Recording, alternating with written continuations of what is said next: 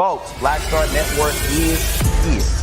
Hold no punches. I'm real revolutionary right now. Support this man, Black Media. He makes sure that our stories are told. Thank you for being the voice of Black America, Roland. Stay black. I love y'all. All momentum we have now, we have to keep this going. The video looks phenomenal. See, this difference between Black Star Network and Black-owned media and something like CNN. You can't be Black-owned media and be scared. It's time to be smart. Bring your eyeballs home.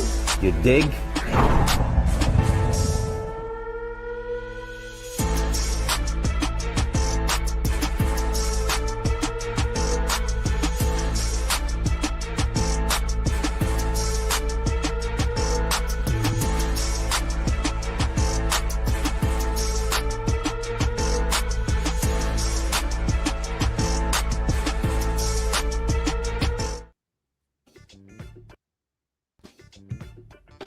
Folks, today is Wednesday, January 7th, 2026, coming up on Roland Mark Unfiltered, streaming live on the Black Star Network. A woman is shot and killed, murdered by an ICE agent in Minneapolis. Condemnations are ringing in from across the city, the state, and the country. And of course, the Department of Homeland Security and Donald Trump lying about what took place. We'll show you what happened and all of the reaction as well. Also, with today's shooting gaining national attention, a Black California family wants answers as to why an off-duty ICE officer killed him over some fireworks. We'll talk to the attorney of a Florida family. They want to know why cops killed their loved one when Donald Taylor was seen walking away from the cops who shot him in the back. Also, in tonight's Crockett Chronicles, Congresswoman Jasmine Crockett lays into Republicans who are more concerned about fraud in Minnesota as opposed to keeping health care affordable. Also, the founder of CurlMix joins us to give us an update on the status of her company. Remember, she came on here saying if they didn't sell a certain number of orders, they'll be out of business by December 31st. She'll tell us where they stand. And sad news, a former Black Star Network show host has passed away after a courageous battle with cancer. We'll tell you about the passing of wealthy you, Deborah Owens. Folks, it's time to bring the funk on Roland Mark Unfiltered on the Black Star Network. Let's go. He's got whatever the miss, he's on it. Whatever it is, he's got the scoop, the fact, the find. And when it breaks, he's right on time and it's rolling. Best believe he's knowing. Putting it down from sports to news to politics. With entertainment just for kicks, he's rolling. It's gonna go, roll, y'all. It's rolling Martin, yeah. Rolling with rolling now. He's funk, he's fresh, he's real, the best, you know he's rolling Martin now.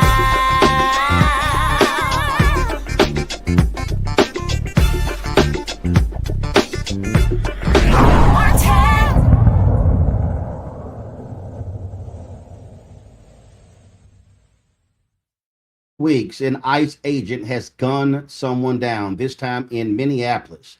It took place there with a confrontation with ICE officers. Now, the Department of Homeland Security, they literally tried to say that violent rioters weaponized a vehicle who attempted to run officers over. Folks, that's an absolute lie. This is the actual video of the shooting.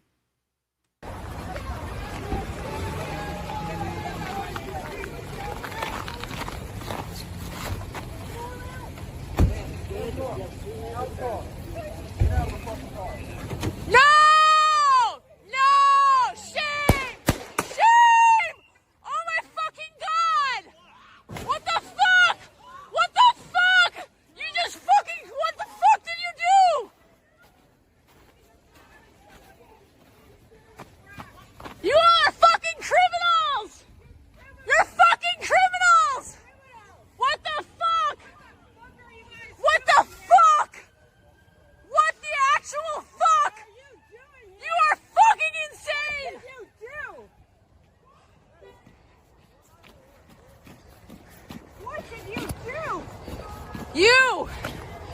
Shame! Shame! Shame! Shame! Shame!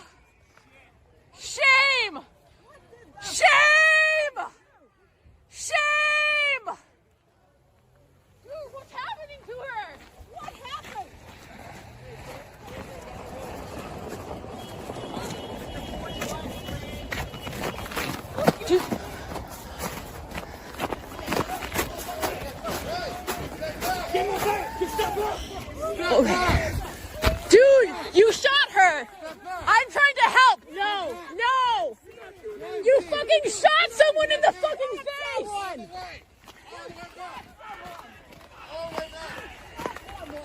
You shot someone in the fucking face! Do you have a conscience? Do you have a conscience?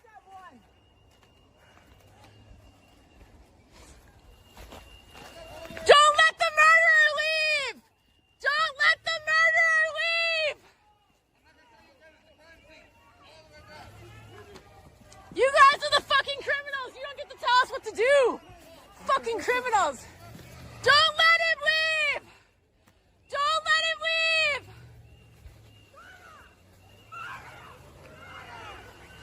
Pussy motherfuckers, man. No! Get the fuck out of our neighborhood!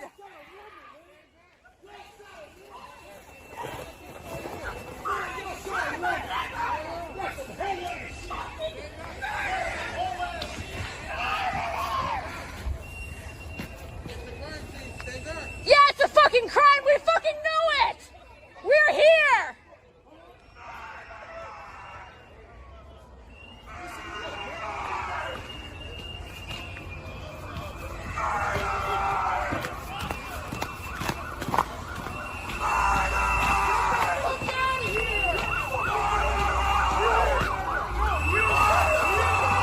Yeah, like what the absolute fuck, man? What the absolute fuck? Do you have a conscience? Do you have a conscience? Do you have a conscience?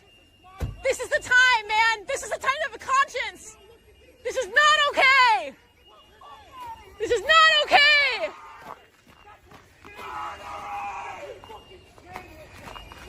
Get a fucking conscience. Can you look at me and tell me you're doing the right thing? Get the fuck out of here, bro. You didn't fire any weapons. Fucking your people, man. In the head. In the head. I didn't do anything. And she drove You into the middle. murderer. You. Look at me. You can't even. Watch out, man. Watch out. Why don't you look at me? I thought you could do it. You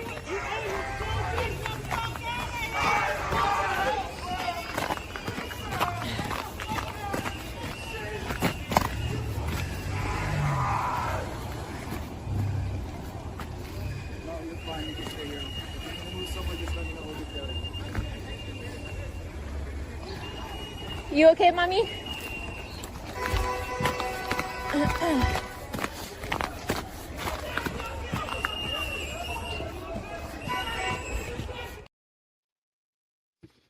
Now, folks, here's this video from another angle.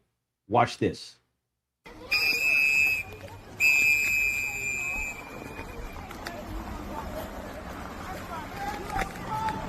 get the fuck out of our neighborhood.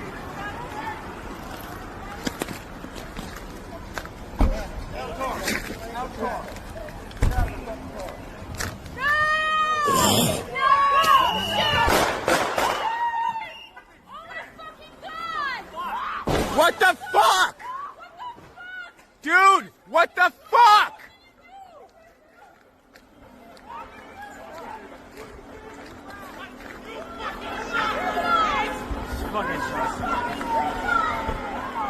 Dude, you did a murder for what?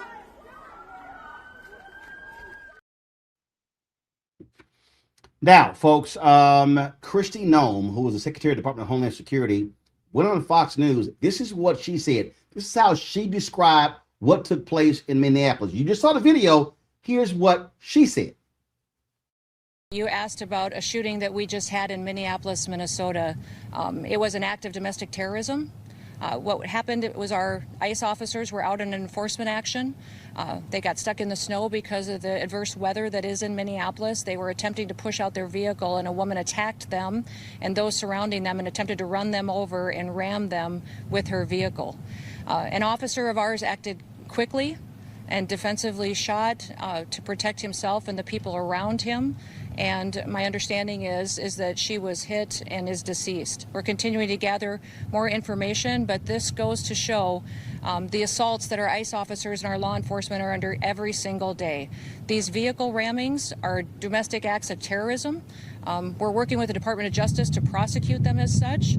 We will continue to protect our ICE officers and in cooperation with other law enforcement agencies as well. Folks, what you just heard was an absolute lie. So I want y'all to cue up the video, the first video we played, the 4.5-minute video. Okay. And so she said, this is what she said. She said, oh, the officers were trying to get the vehicle out of the snow. In fact, so before I do that, I'm gonna do this here. This is the actual tweet that the Department of Homeland Security also posted. Today, ICE officers in Minneapolis were conducting targeted operations when rioters began blocking ICE officers, and one of these violent rioters weaponized her vehicle, attempting to run over our law enforcement officers in an attempt to kill them. An act of domestic terrorism. An ICE officer, fearing for his life, the lives of his fellow law enforcement, and the safety of the public, fired defensive shots. He used his training and saved his own life and that of his fellow officers. The alleged perpetrator was hit and is deceased. The ICE officers who were hurt are expected to make full recoveries.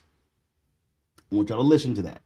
This is the direct consequence of constant attacks and demonization of our officers by sanctuary politicians who fuel and encourage rampant assaults on our law enforcement, who are facing 1,300% increase in assaults against them and an 8,000% increase in death threats.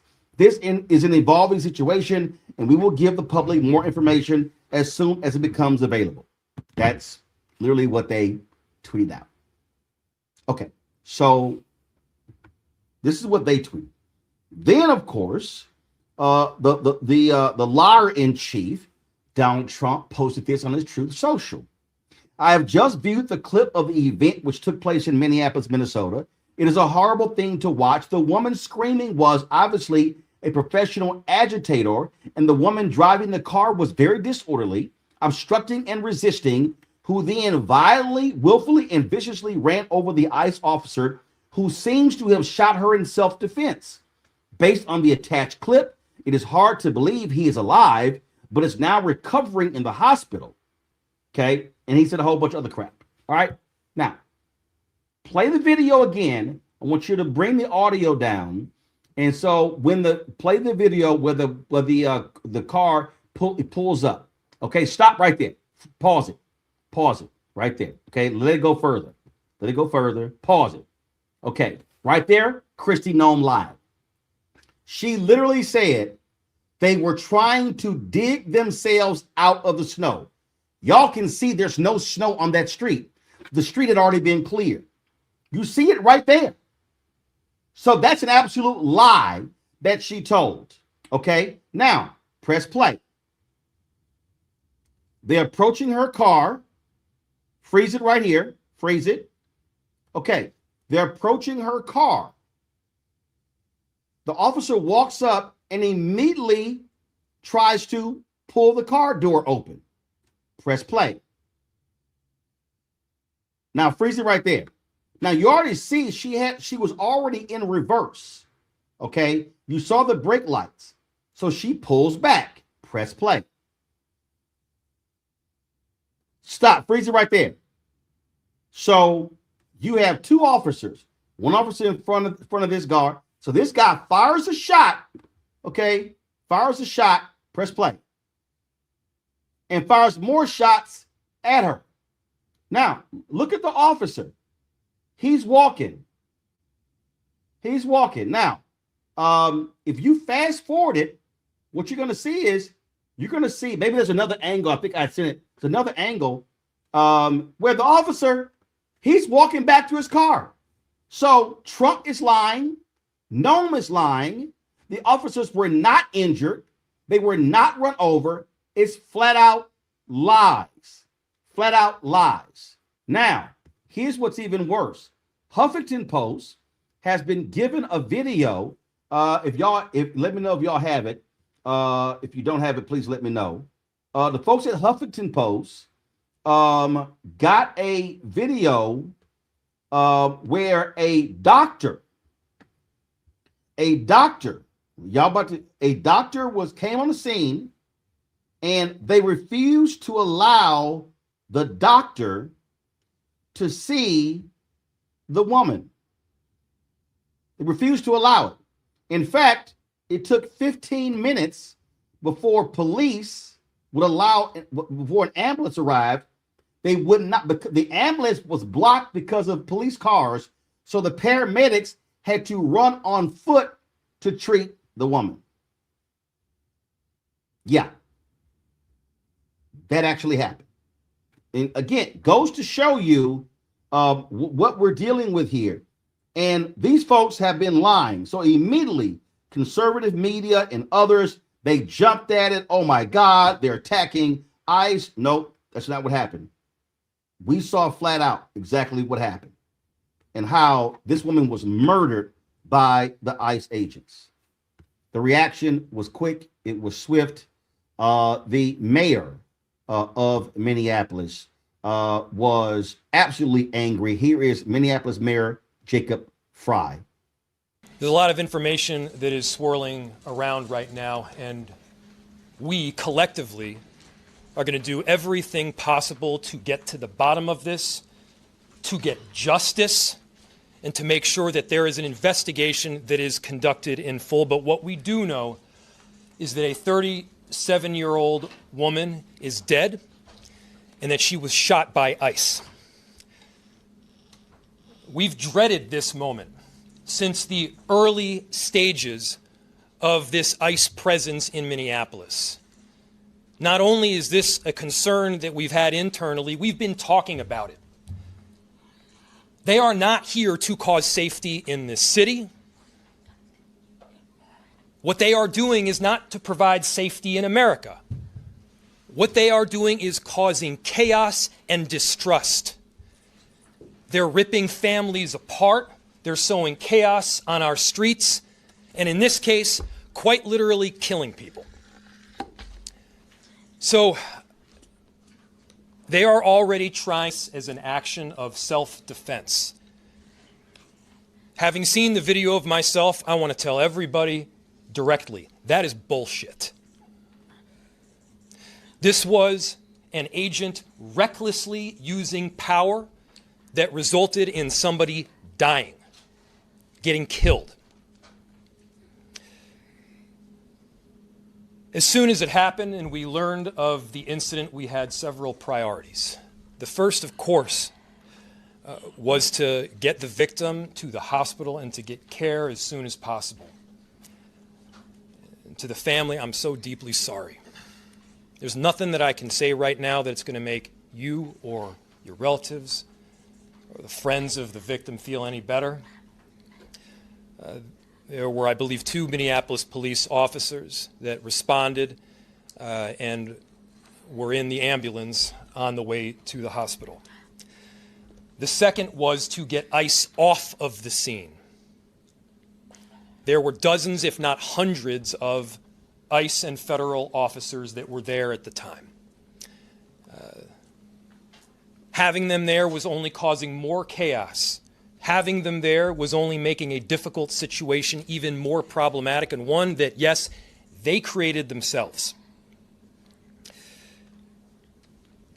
There's little I can say, again, that'll make this situation better, but I do have a message for our community, for our city, and I have a message for ICE. To ICE, get the fuck out of Minneapolis. We do not want you here. Your stated reason for being in this city is to create some kind of safety, and you are doing exactly the opposite. People are being hurt. Families are being ripped apart. Long-term Minneapolis residents that have contributed so greatly to our city, to our culture, to our economy are being terrorized, and now somebody is dead. That's on you. And it's also on you to leave. It's on you to make sure that further damage, further loss of life and injury is not done. We're going to be working towards justice as quickly as we possibly can right now, and justice is what we've all got to get. Next, a message to our community. Look, we all know that the agenda of this Trump administration is to create chaos. Let us respond right now with our best versions of self. This is a moment where all of us in Minneapolis and beyond, we can rise to the occasion. We can show them who we are. We can show them the kind of courage, bravery, love, and compassion that makes Minneapolis, Minneapolis, and that makes America, America. We are better than a bunch of ICE agents being deployed to cities around the country and ripping apart families and communities. We're better than that. And so we are going to meet that hate with love. We are going to meet that despair with hope. We are going to meet that injustice with constitutional justice ourselves. And we're going to make sure that in this very difficult moment, we do not take the bait that these ICE agents are trying to create and that the federal government, to be clear, wants. They want us to respond in a way that creates a military occupation in our city. They want an excuse to come in and show the kind of force that will create more chaos and more despair. Let's not let them. Let's rise to this occasion. Let's show them something far more beautiful than the kind of division that they're trying to stoke. Let's show them unity of purpose, of love, and the courage of our conviction. Our conviction, to be clear, is rock solid, and it is for our neighbors, all of our neighbors. It's for people who have lived here for 80 years. It is for new immigrants who have made this city a better place. That's the kind of love that we're going to show up with right now.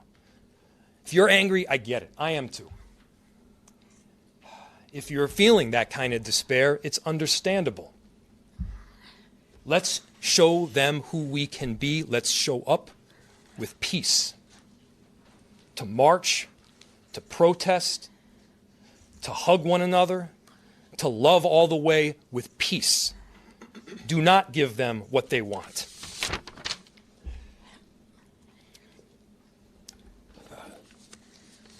Finally, we've got a lot of work that needs to happen right now to make sure that, first, of course, the scene was secured as much as possible, that we were able to get the victim, now deceased, to the hospital. We've got a lot of work to do in the coming days. I want to thank our city enterprise for the work that they have done, but more importantly, what they're about to do, because this is going to be heavy and our city has been through a lot. We also know that we're prepared to do right for people. All right, folks, this is how Minnesota Governor Tim Walz responded in his news conference after this murder. This morning, we learned that an ICE officer shot and killed someone in Minneapolis. My deepest condolences to the family, to the loved ones who had to learn about this tragic event on national television.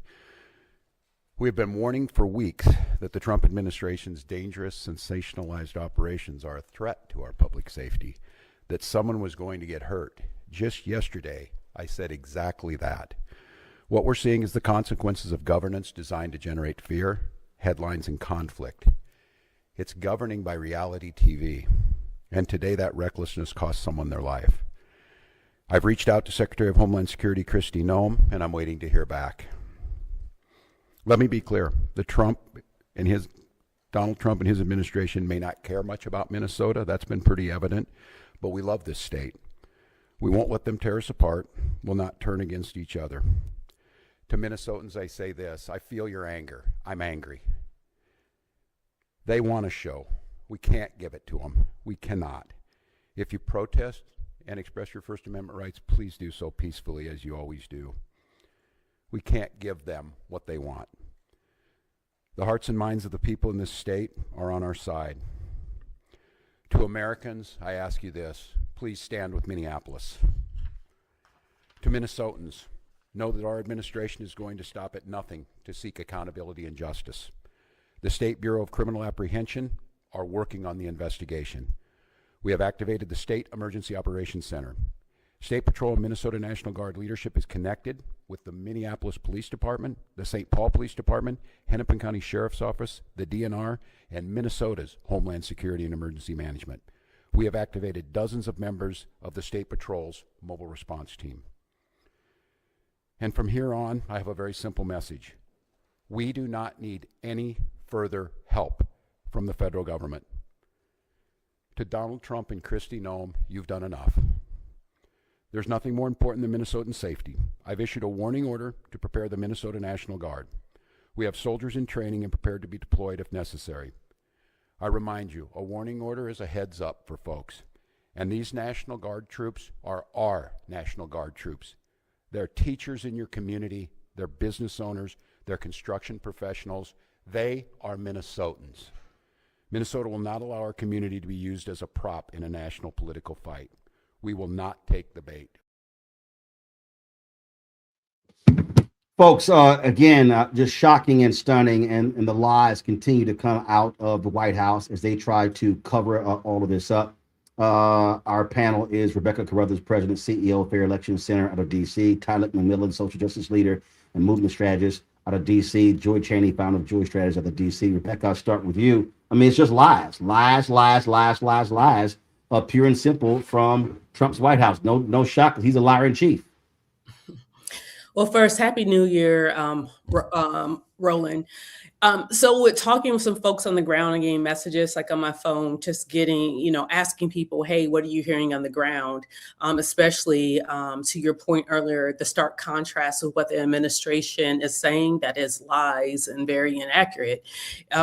Even the idea that this person was protesting, as you can see in that video and what I'm hearing from folks on the ground, that there is no reports that there was a formal protest that was happening. But even saying that this person was a domestic terrorist, once again, there's no, first of all, a domestic terrorist, there really isn't that designation by the federal government in this country, and they're not even able to prove it. So they're just saying words. What this reminds me of, I had a conversation with a colleague last year, and they said, look, we're in a slow-moving civil war. It started at Charlottesville, and quite frankly, it's a war between white people versus white people, just like the last civil war that we had. And so what's interesting as a Black person observing and seeing what's happening is a white woman was killed today. And yes, they're trying to paint her as super liberal because also in that car was her wife, because this was a white woman who happened to be a lesbian. And the reason why I bring that is that we know this administration is going to try to other her. They're going to try to say she was extremely radicalized. They're going to say all sorts of things. And so I'm curious what white people are going to do in this country when they see one another being killed by this fascist regime.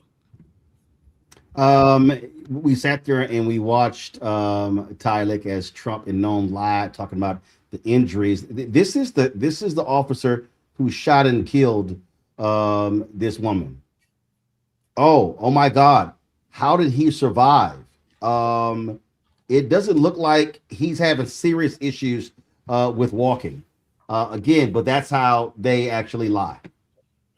Yeah, absolutely. And I would say the only domestic terrorists that we have seen in this country lately is those who insurrected the Capitol and who was marching here in Washington. And I think when we look at this case, when federal agents kill civilians and walk free, I think the message is really clear. It says that some lives are expendable in the name of enforcement, and that Black lives and folks' lives, immigrant lives, continue to live under this constant surveillance and this fear and this militarization of their communities. And I think we are now growing up in a country still the same, just in a different fashion, from where state violence is normalized against the most vulnerable and impacted communities. And I think this is not a matter of public safety, but it's really a matter of state terror. And this is what ICE agents are doing across our country. And no badge should grant anyone the right to kill without consequence. And I think we must abolish systems that continue to prioritize control over humanity. And our communities deserve safety from these type of armed agents. That it requires care and resources and trust. And as the mayor said, quite frankly, they need to get the fuck out of our communities. And I couldn't echo that even more. Joy, the woman's name is Renee Nicole Good. She was 37 years old and a mother of 3. Yeah. And to think, I mean, when she woke up this morning, she was just going about her business, right? Of daily living, being a wife, being a mother, etc., being a citizen, and somehow found herself in the crosshairs of someone. To me, what I saw when I saw that video, I thought, like, how many times could you just be in the middle of the street? You have people screaming at you, yelling at you. You're just simply trying to get away, and that someone would shoot you. There was no threat. Watch the video over and over again. I know in the coming days, many people will say a lot, but the benefit of this time that we're in is that you don't have to listen to what other people say, including any of us on here. You can just watch it yourself. This man was not at risk. He took out his gun prior to her moving her car in his direction. So he was poised to try to take lethal action against her. And what I found alarming is that he approached the scene, but then he also left the scene. You know, I don't know if we could see whether he just moved out in front or he left it all together, but I hope that it's been clear that he should not leave the state of Minnesota. He is certainly, I'm sure he's being deposed right now by the law enforcement there and by federal officials. But what they're saying about him is obviously a lie. We can see it with our own eyes. And, you know, it's funny. I thought we were supposed to protect white women. This is a white woman like you all, you know, and not like us. We know they don't care about us. But this is someone that's like you. Donald Trump has separated even the white community. And this is why we have to take a stand together. Because if sane people who saw what they saw and know that's wrong can come together with the rest of us, then, you know, then there's nothing that can stop us. We have a civil war that's quickly, a cold war that's quickly becoming a hot one. And I think we saw it today. It was bound to happen. Indeed. Also, folks, on New Year's Eve, 43-year-old Keith Porter was fatally shot by an off-duty ICE agent in Los Angeles following celebratory gunfire outside of his home there. Porter's family is calling for a thorough investigation.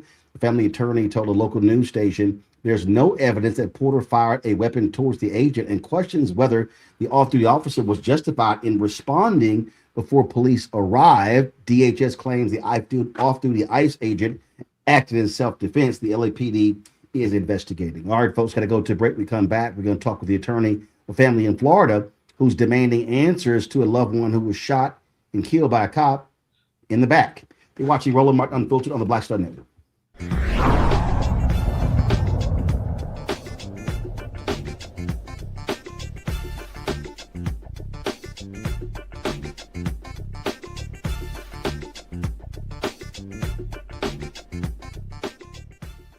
They said the quiet part out loud. Black votes are a threat, so they erased them. After the Supreme Court gutted the Voting Rights Act in 2013, Republican legislatures moved fast. New voter ID laws, polling place shutdowns, purges of black voters from the rolls. Trump's Justice Department didn't stop it, they joined in. In 2018, his DOJ backed Ohio's voter purge system, a scheme that disproportionately erased black voters. Their goal, erase black votes and political power. Yeah, that happened. These are the kinds of stories that we cover every day on Roland Martin Unfiltered. Subscribe on YouTube and download the Black Star Network app. Support fact-based independent journalism that centers African Americans and the issues that matter to our community.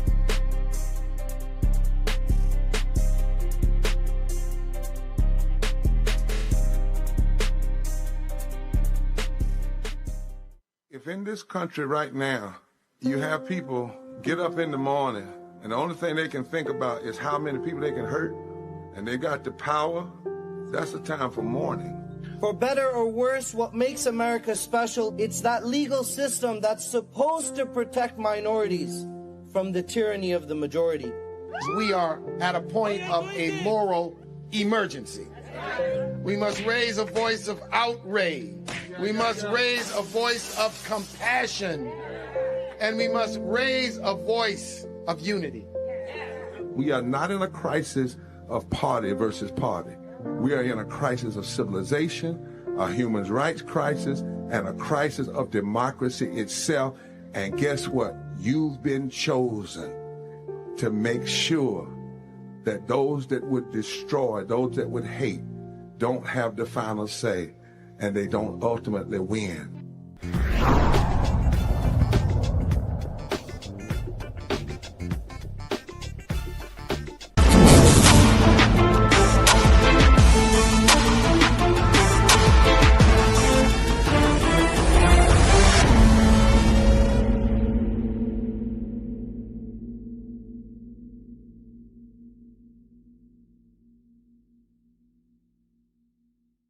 In the street by cops, and he had his hands up while doing so. In a newly released video of the August 3rd shooting, 32-year-old Donald Taylor is seen walking down the street. He goes out of frame, but what happens when he reappears that leads his family to say he was murdered. Now, you want to warn people that this video is disturbing. It could trigger some folks, and so we want to give you some time to look away. Again, it's a very difficult video to have to watch. So let's go ahead and play it.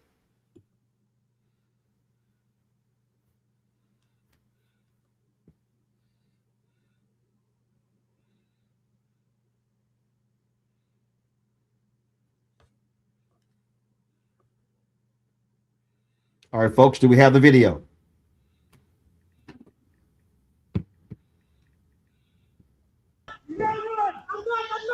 What are you doing? Why are you guys rushing me?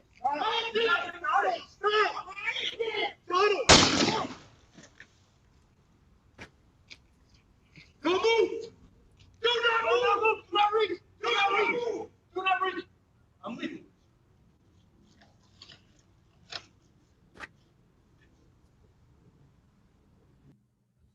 Attorney Arian White represents the Taylor family. She joins us now from Miami. Okay, so walk us through this here. Were they trying to execute a warrant? What happened here? We have this video, and he's walking away. Is he walking away from a home? Is he in a driveway, in an alley? Explain to us exactly what we just saw.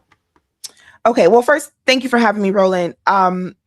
He is walking away. So the beginning of this video, there are a couple videos, and he is walking towards where we now know the police officers were. But then he's seen walking away, and you can kind of hear the commotion of when the interaction with the officers first begins. It's not an alleyway. It's a street where there's just more street. It's a neighborhood. It's a community. He's not on anybody's property. He's just walking down the street. And he comes into contact with these police officers, and he walks away, as you saw, with his hands up, with his arms out. And he's shot in the back once, a fatal shot. I am of the opinion, I'm not a medical expert, but it appears very clearly he died right there. But that is information that the family has not even been provided, quite frankly.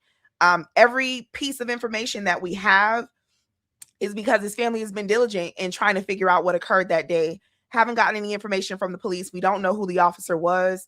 I cannot even confirm that they were executing a warrant. Transparently, there were several felony crimes that Mr. Taylor was suspected of occurring, I believe, the week before this incident. And it is possible that they were trying to execute a warrant, but I'm not 100% sure, because the answers that I have gotten from the multiple police departments that are investigating this, and we can talk about that a little bit more if you want, are none. Zero. We haven't gotten any information from them.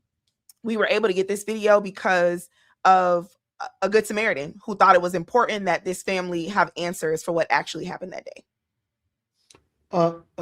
Again, what's strange to me is so he's walking away. We're going to play the video again because I think it's important so we properly understand what happened here.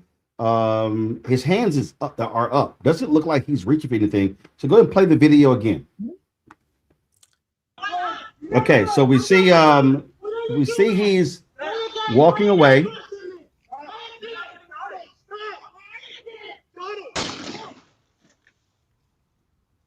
So here's what. So and watching that video there, and watching that video, come back.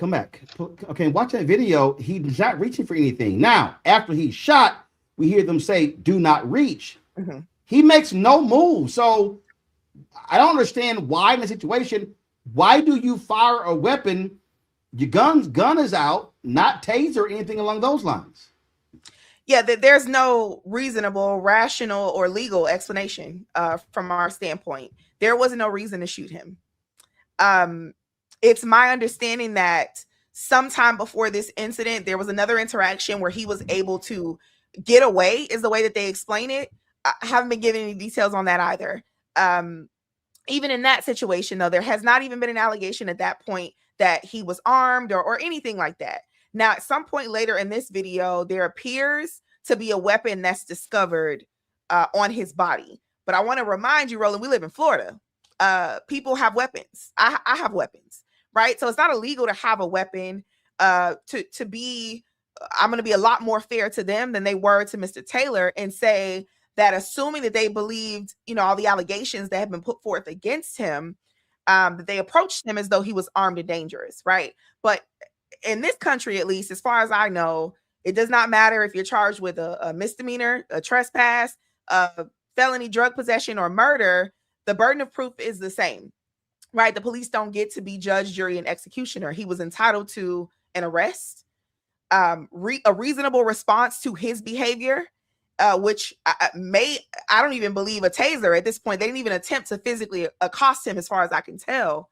But he was entitled to be arrested, prosecuted by the state attorney's office, tried by a jury of his peers, and then, if found guilty, punished by a judge, right? And what they've essentially done is they have robbed the public of answers, right? They've robbed the potential victims of these alleged crimes of any answers, and they've robbed Mr. Taylor of his life, his family of his life. He was a young man. He was 32 years old. I sat on this video long enough to try to figure out something, right? To be a good attorney and think of some possible explanation. And I can't think of one that makes sense. Not one. This took place August 3rd. What has been the response, reaction from police department, from district attorney? Yeah. So I haven't spoken with or heard from the district attorney at all. I will say this, and this is information that I'm not sure is public at this point, but I'm going to go ahead and say it now. This murder actually occurred. This is the City of Hollywood Police Department that fired these shots, is my understanding. The actual murder occurred in another city, in an adjoining city, the city next over, if you will. So that city is investigating, but I haven't gotten any information from them. I've submitted public records requests to the city of Miramar, which is where this actually occurred, right north of Miami, the City of Hollywood, and FDLE, who is investigating the shooting right now. But I haven't received really anything from any of those departments. So we don't even know the name of the officer who fired the shot. And it is January 7th. This occurred in August. Well, certainly keep us abreast of what comes next in this story. I certainly will. The shooting there just makes no sense. All right, we appreciate it. Thanks a lot. Thank you for having me.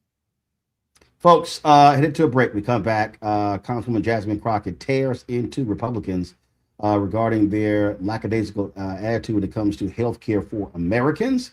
We'll talk about that next right here on Roland Martin Unfiltered on the Black Star Network. Don't forget to support the work that we do. Join our Bring the Funk fan club. Your dollars make it possible to do the work that we do. And so if you want to join, be a member of our fan club, we've had nearly 37,000 people who have donated since we launched the show September 4th, 2018. And so the goal is to get 20,000 annual donors, averaging about $50 each a year. We're raising $1 million to help us fund what we do here. If you want to support that work, give it a cash app. Use the Stripe QR code. Just hit right here on the screen.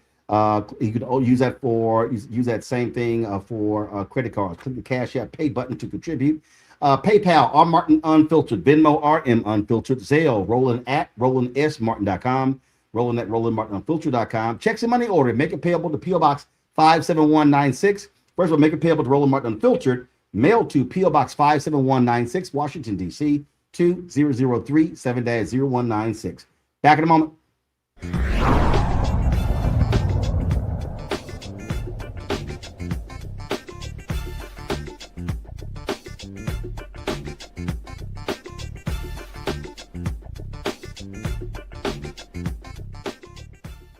They said the quiet part out loud.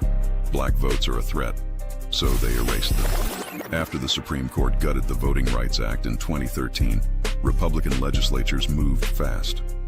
new voter ID laws, polling place shutdowns, purges of black voters from the rolls. Trump's Justice Department didn't stop it, they joined in. In 2018, his DOJ backed Ohio's voter purge system, a scheme that disproportionately erased black voters. Their goal, erase black votes and political power. Yeah, that happened. These are the kinds of stories that we cover every day on Roland Martin Unfiltered. Subscribe on YouTube and download the Black Star Network app. Support fact-based independent journalism that centers African Americans and the issues that matter to our community.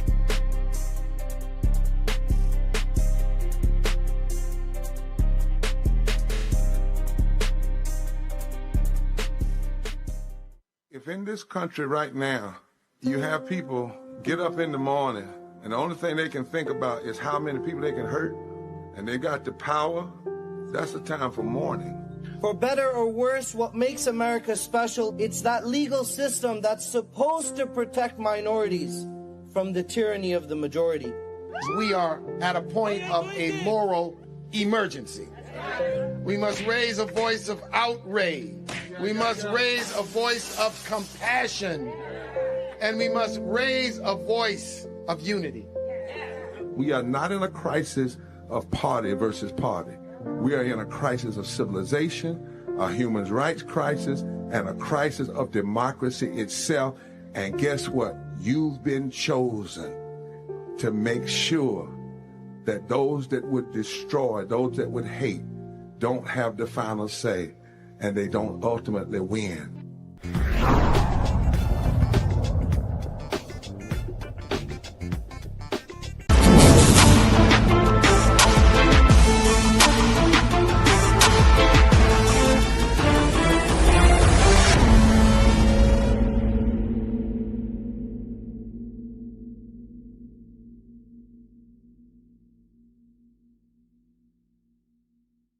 Fraud in Minnesota. Well, Congresswoman Jasmine Crockett had some other thoughts about that. And here is how she challenged the panelists today. I just have one quick question. I have not been here the entire hearing, but I don't think this question has been posed for each of you, and we can start at the far end. Do you believe that all Somalis are engaged in fraud? I do not, and I'd like to... Okay, just yes or no. Next. Of course not. Oh, absolutely not. We have good Somali people in our state. Okay. Absolutely not. Okay, thank you so much. I just want to make sure I level set, because it seems like we want to continue to, especially as we just heard those particular articles entered into the record, we want to continue to just make it seem as if you are Somali, then somehow you are a fraudster. And this administration has decided that it wants a target on their backs. And so when my colleague, Ms. Randall, decided that she wanted to talk about the threats that are being made towards various Somali people, the reason she brought it up is because this particular side of the aisle has a tendency of, if one person does something bad, especially if they are an immigrant, then we are going to cast aside that entire community. So I wanted to level set, and I appreciate your honesty, because that's something that we very rarely get from my colleagues on the other side of the aisle. In fact, if we want to talk about fraud, I got a lot of fraud that we're going to talk about, because we're going to get into this, but I am very curious to hear, let me ask you, Mr. Ballou, are you aware of allegations that $50,000 in taxpayer dollars have been given to someone that is currently sitting in this administration by the name of Tom Homan? Are you aware? Okay, that's a yes. I am. Okay. And last I checked, and correct me if I'm wrong if you have different information, but he was given that $50,000 in exchange for being able to provide contracts and kickbacks to people as soon as Trump was going to get into office. The DOJ was actually investigating this, but as soon as Trump got into office, last I checked, he actually said, go ahead and throw away that case. So it was a Department of Justice investigation, and he accepted the money from an undercover FBI agent in cash. Are you aware as to whether or not we ever got that $50,000 back? I'm not. Oh, okay. Are you aware as to whether or not this committee has decided to investigate that? I'm not. Are you aware as to whether or not any committee in Congress has decided to investigate the fact that we know that he took $50,000 from an undercover officer, and yet we still don't have that money, nor does he have any charges? I'm not. Oh, okay. All right. So let's get into it. We're living through the most corrupt presidential administration in American history, a $300 million ballroom, a $230 million payout from the Department of Justice because the president got his feelings hurt because he had to be investigated for being a criminal. Hundreds of thousands of taxpayer dollars spent at Trump-owned properties around the country, Trump-branded wine being sold at the Coast Guard exchanges, American taxpayer dollars being spent on DHS propaganda ads on Truth Social, awarding federal contracts to corporations in exchange for campaign contributions. Kash Patel flew his girlfriend around the country on a multi-million-dollar jet that taxpayers paid for. Kristi Noem gave companies she's affiliated with hundreds of millions of tax dollars, then went out and spent another $200 million on 2 private jets for her travel. For 12 months, this administration has been taking billions of taxpayer dollars from American people and have been giving it away to their own companies in the form of tax cuts, government contracts, or other government funded subsidies. So Congress has a role in getting rid of fraud, I will admit that, in any federally funded government program. However, I think the fraud that the American people are concerned about is that the Republicans are taking away Americans' health care so that ultra billionaires can get more tax cuts. The real fraud is the dehumanization and demonization of the working class Americans and immigrants to distract folks away from corporate socialism that's happening because of the Republicans. So this is truly the definition of throwing away the baby with the bathwater. The Republican philosophy is that if the cost of living for the average American increases, they're on their own. But if the cost of doing business increases for the wealthiest people on earth, well, then it's the government job to bail them out. But I want to get to my last question because, Mr. Ballou, I got to give you a chance. He's been issuing pardons for numerous people who have defrauded the American people. And Republicans on this committee, yeah, just as quiet as the room just got, right? So, Mr. Ballou, talk to me about how the Trump administration has welcomed fraud across government by purging DOJ attorneys and shuttering ethics office across the federal government. Well, you know, one of the things that's been a common theme in this discussion so far is potential government employee involvement in some of these schemes. That hasn't been proven yet, but it does seem to be alleged. The concern that I have is the office that would prosecute that in the Department of Justice, the Public Integrity Section, has been largely defunded and decimated. Thank you so much. And my time has expired, but I do have some UCs, Mr. Chairman. You want to do them now? I do. Okay. The first one is from Truth Out. Trump grants clemency to executive who led $205 million Medicare fraud scheme. Without objection, it's ordered. The next one is Trump commutes sentence of Dr. Solomon Melgen, eye doctor, found guilty of Medicare fraud. Without objection, it's ordered. The next one, healthcare fraudster Philip Esfermaze is latest Trump clemency recipient to be arrested. He defrauded more than $1 billion from Medicare. Without objection, it's ordered. Trump pardons nursing home owner and supporter convicted of $7 million in tax evasion. Without objection, it's ordered. Trump and pardons, we'll want all that stuff to put in the record. So, I will. I got you. Trump pardons cost victims and taxpayers $1.3 billion, House Judiciary Committee Democrats review says. All right, without objection, so ordered. Wow, that's a whole lot of fraud there, Tyler. And Republicans, as she said, are very silent. Yeah, definitely. And I think if leaders are serious about stopping fraud, as just stated here, they would, first start off with the corporate abuse and political corruption that we already see.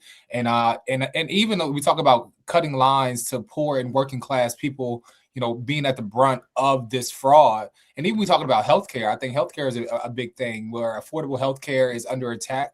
And the fact that engineering these costs that continue to hike costs for families where they have to choose between prescriptions and rent and groceries, and yet the supporters and corporate billionaires are getting ways out. And so I think it's definitely, and I'm glad that Representative Crockett definitely pointed that out.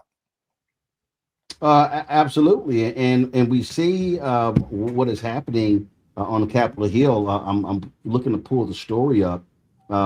Joy, Democrats had advanced a discharge petition extending the subsidies, the Affordable Care Act subsidies. Now, Republicans did not want that to go forward, but the problem is they really can't do much about that.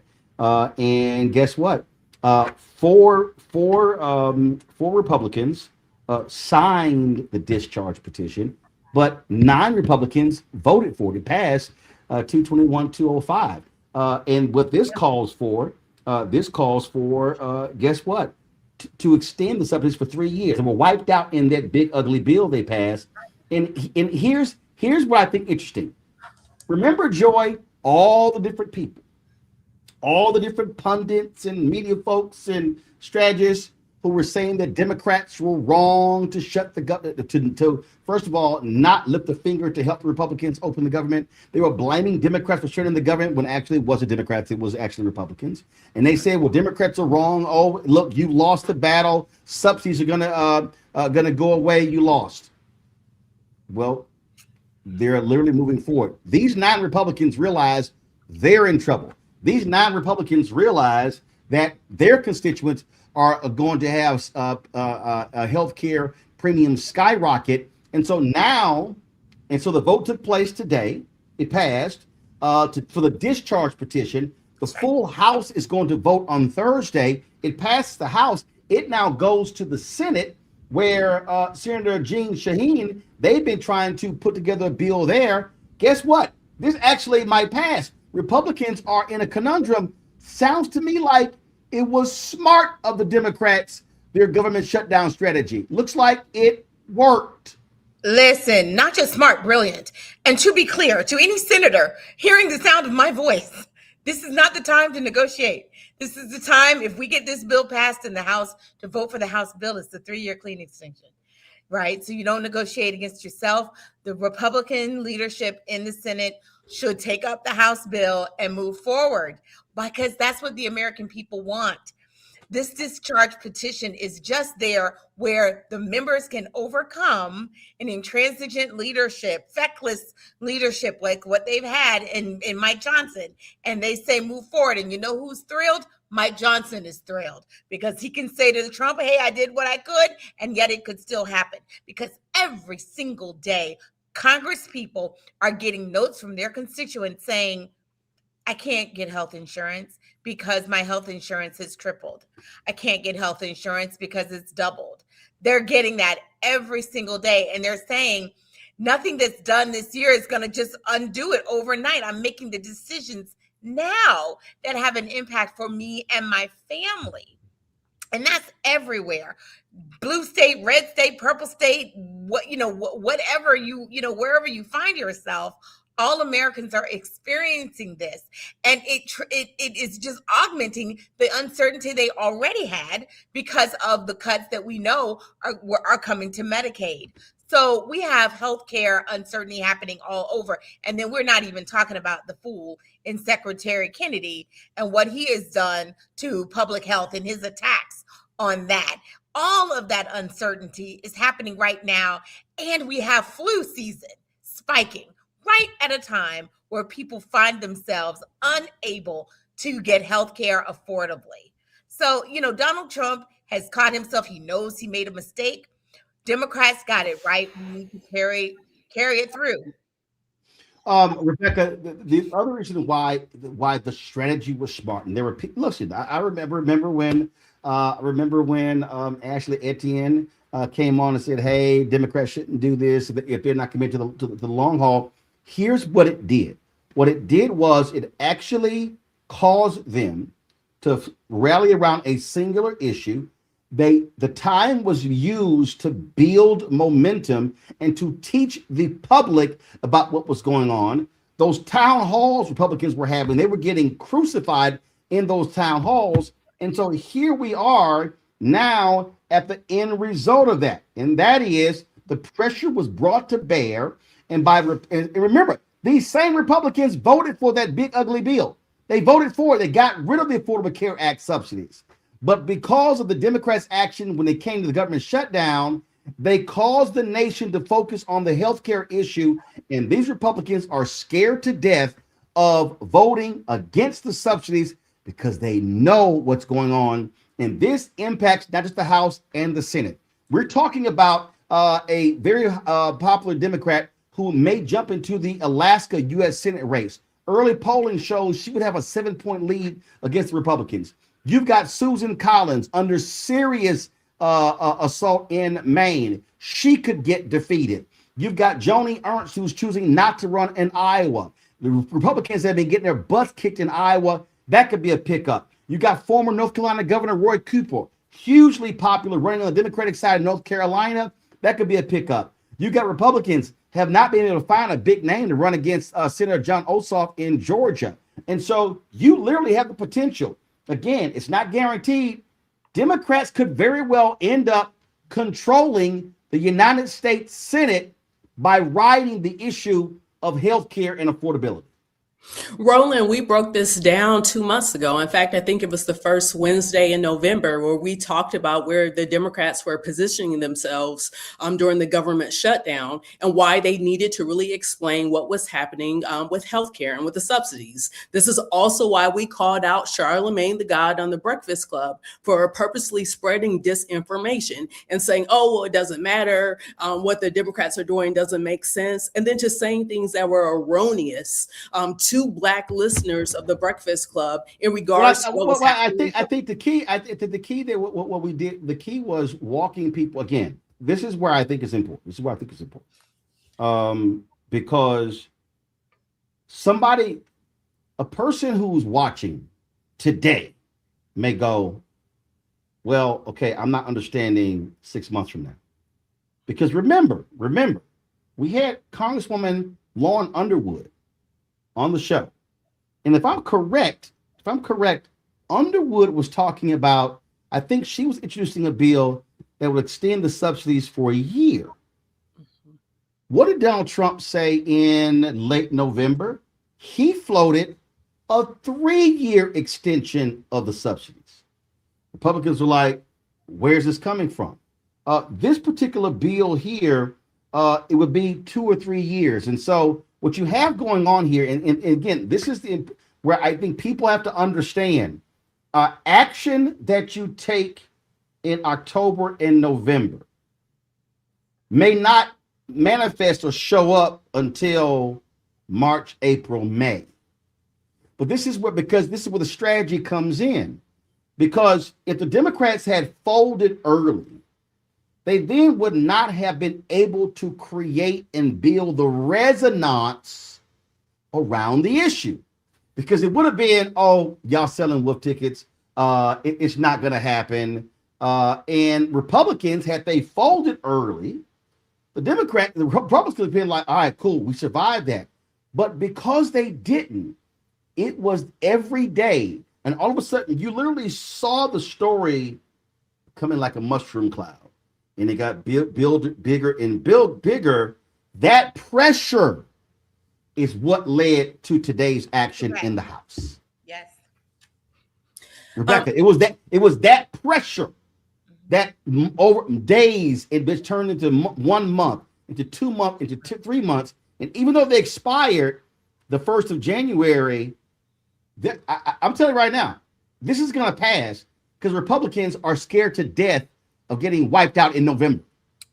Absolutely. What we saw this late fall 2025, is that Democrats use strategy to position healthcare and healthcare subsidies as an issue in 2026, not just a wedge issue. And we say wedge issue, so to explain to your audience, it's the issue that you use to drive people politically, right? But what Democrats actually did, they moved it from just a wedge issue, but they turned it into a voting issue. Because one thing that we have learned since 2009, 2010, is that healthcare subsidies, premium costs are a voting issue. It drives people to the polls. It's one reason why in 2010, Republicans were able to use it to beat Democrats over the head, and Democrats lost the midterms in 2010. There were other things as well, but those healthcare town halls was the catalyst that Republicans use. Even though the idea or the name of Obamacare doesn't poll well, the idea of having affordable healthcare that you can actually go in and see a doctor when you're sick, you can go see a doctor for preventative care. That's extremely popular in both the red states and blue states, in urban areas, in rural areas, in suburbs, across all demographics. People want to be able to go to the doctor when they need to go to the doctor and not have to file bankruptcy because they went to the doctor, because they saw healthcare. And so it's very important. I do agree with you. I do think in the next 10 days, this thing is going to pass because the Republicans can't, they don't need this as a voting issue in 2026 because they'll lose on it. They don't want to go into the next presidential cycle in 2028 with it hanging over their head either. But the other thing, just to mention, Roland, just a preview for your viewers, is that we're going to have another continuing resolution to figure out the budget because we're going to run out of money again with the federal budget because we haven't passed the budget. That's going to happen at the end of this month. And then today, Donald Trump said, hey, you know what? We need to have $1.5 trillion in military spending. And so there's some bigger fights that are right behind the horizon. Right. I do think there's been enough pressure for this thing to pass in the next 10 days. But here's the other thing that I think is important that we just can't overlook. We saw the better part of 2025. I mean, everybody. I mean, people in the chat group, television people, radio people, columnists, bloggers, content. Everybody was saying, oh my God, these Democrats, they don't know what they're doing. They've got no vision. They've got no strategy. They are adrift. And they were. Let's just be perfectly clear. They didn't know what the hell to say or do in February, in March, in April, in May, in June, or July, in August. What changed? And I need people to pay attention because we were trying to tell folks this. One, the Epstein files actually centered Democrats. You had folks like Thomas Massey and Boebert and Marjorie Taylor Greene and these MAGA people who like released the files. All of a sudden, Democrats saw a window open. So the audience, most people had never heard of this thing called a discharge petition. Folks had never heard of that. Remember, I need everybody paying attention. What everybody kept saying, oh, they don't know what they're doing. Schumer, Jeffries, they're horrible. Their messaging is terrible. In the House, Democrats had no power. But the discharge petition, if you could get 218 House members to sign on to a discharge petition, you can bypass the Speaker of the House, bypass the committees, and bring a bill directly to the floor. What happened? That's what they did with the Epstein files. Then all of a sudden, Democrats said, well, wait a minute. Yeah, the government shut down. Then they started, wait a minute, hold up. We got a message. Healthcare, affordability, healthcare. Then it was, wait a minute. We could put a discharge petition for these subsidies. And that's where we're at right now. So for people who were complaining, people who were saying that their strategy in the government shutdown was wrong, I'm like, no, you weren't getting it. What it did was we finally saw in the last quarter of the year, October, November, December, we finally saw Democrats wake up, come up with a strategy that focused their entire party, and people were literally following that and not just trying to chase Trump on every other tangent. And now, what do you now have here? Oh, this is the Wall Street. Let me pull it up right here. If you don't think this stuff is important, y'all, how it all plays out, look at this right here. Boom.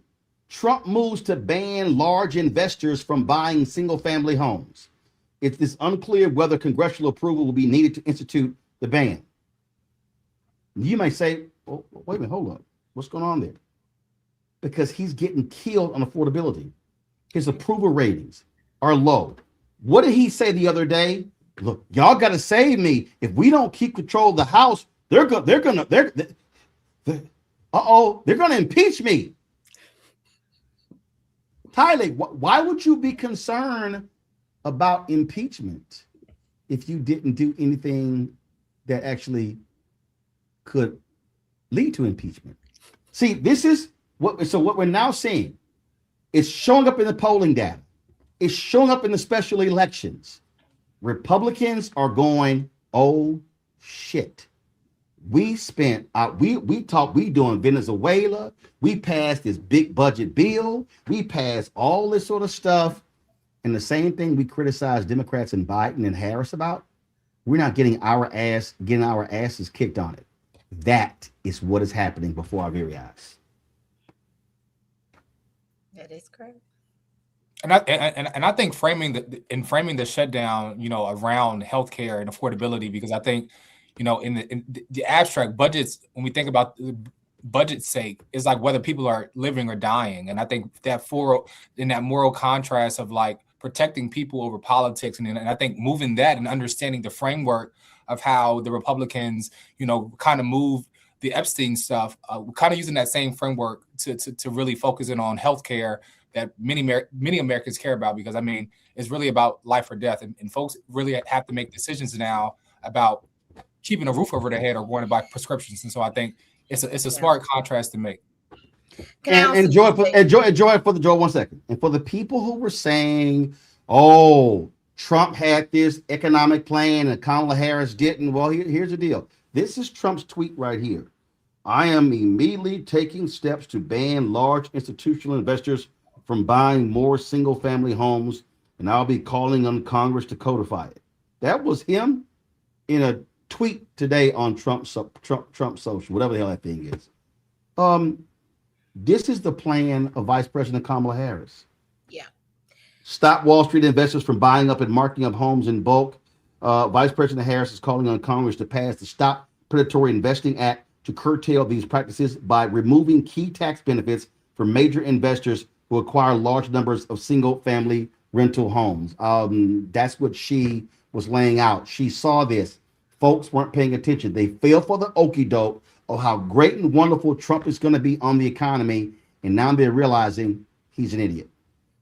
Correct. And he's doing what he should be doing, right? Occasionally, and first of all, he's lying. He's not going to do any of those things. But he pulls them out because they are things that he knows are popular, things that he knows will work. And so if you were someone who chose Donald Trump over Kamala Harris, then, you have a little egg on your face now, and you feel pretty stupid. But the fact of the matter is we had to sell it. And, that we have had the failures as the Democratic Party. But for once this summer, we realized we had an issue that Americans told us they cared about. We did sometimes what we don't do. We actually listened to them, and then we stuck together. We united, right? Maybe after 3 months, in the end, there were some who came to the table and took a different direction. But for those weeks, we were united and we were bold. And we didn't allow people to keep putting the government shutdown on us. We said, absolutely not. We didn't argue on their playing field. We said, you're coming to our playing field. We won. And this is the roadmap for going forward. If we talk about kitchen table issues that people tell us they care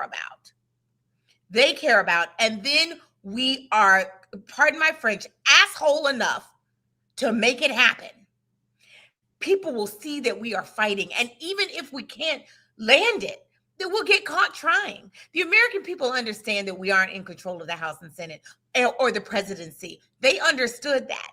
We have got to get caught trying. And that's what Schumer and Jeffries did. They fought for the American people. And that's why people are responding to them. And I think we're going to win the House, certainly. But I think we have a chance in the Senate, which we did not think we had.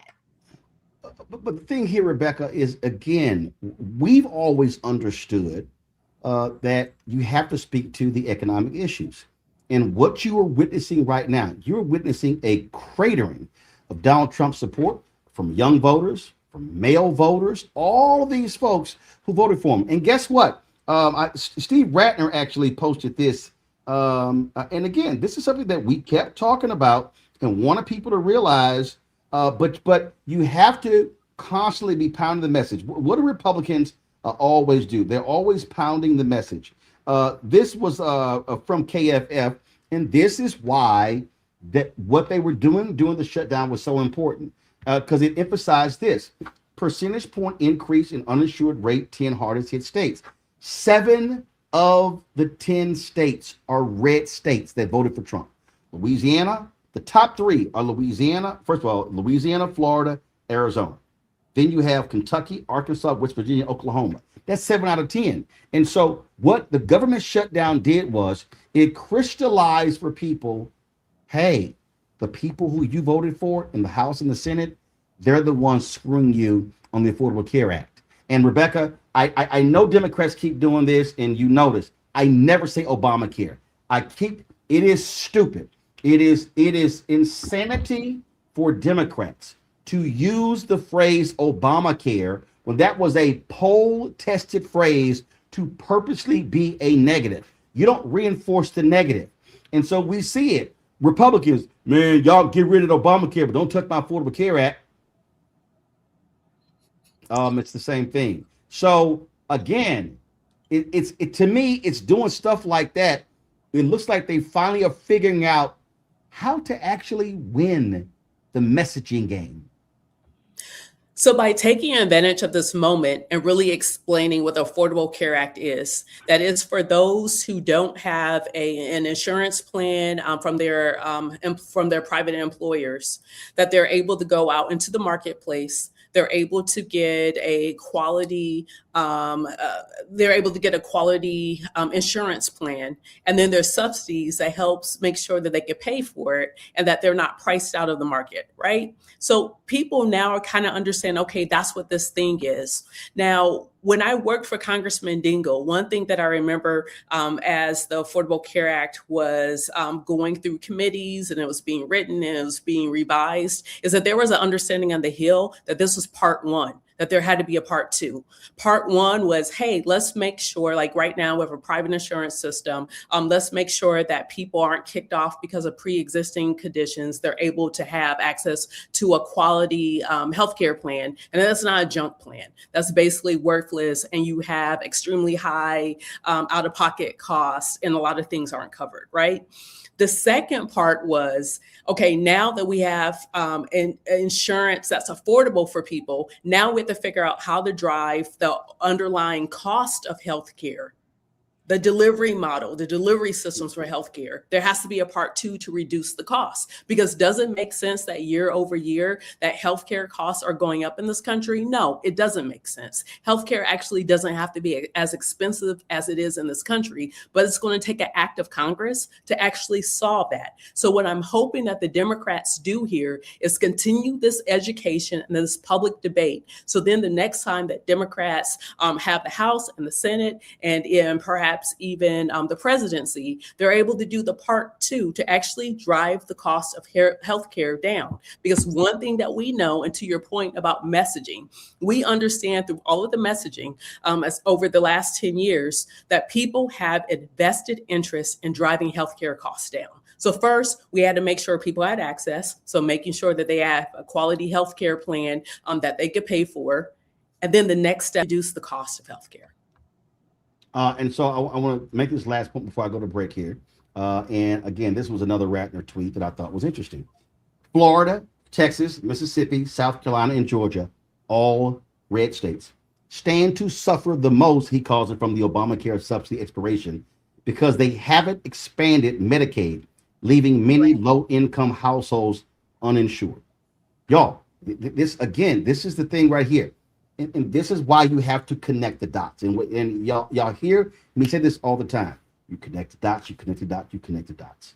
And that is, and this is Bishop William Barber, poor people, the working class. Guess what? If all of a sudden Republicans make this move, so they passed that they call the big beautiful bill, others call it the big ugly bill. It got rid of the subsidies. It got rid of lots of different things. What did I constantly say in 2025? White people are going to have to experience pain. They're going to have to experience it. They're going to have to feel it. Remember when the government shutdown happened and it was all of this stuff over SNAP benefits? And I said, I know no one wants to deal with this, but they're going to have to go without food. And people was rolling. Look, the people who, I mean, these government workers, first of all, the law states that when there's a government shutdown, that the government workers are repaid the money when they were out. So here's the thing for everybody who kept saying that, well, it wasn't smart. The reality is, Democrats knew that the government workers were going to get their back pay. Okay. So you had to make a calculated decision. And when you did, and you had limited power, that's what you had to do. But what this did was this woke people up, because low income people, middle income people, upper income people, all of a sudden, when those letters drop, hey, this is what your premium is going to be in 2026. The subsidies go away. Oh shit! What? All of a sudden, my premium is going to go from $2,400 to $25,000. Yep. And why?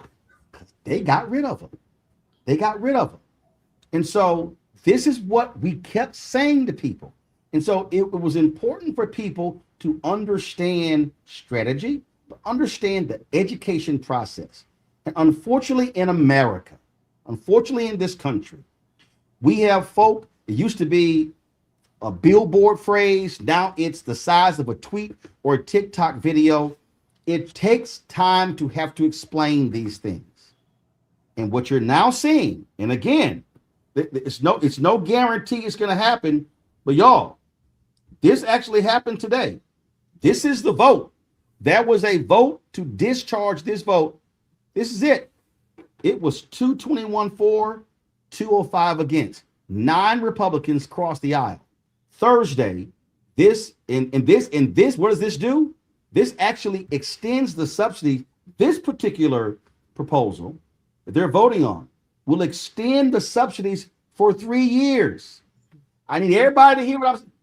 Remember during the government shutdown, Democrats were talking about a 6-month extension.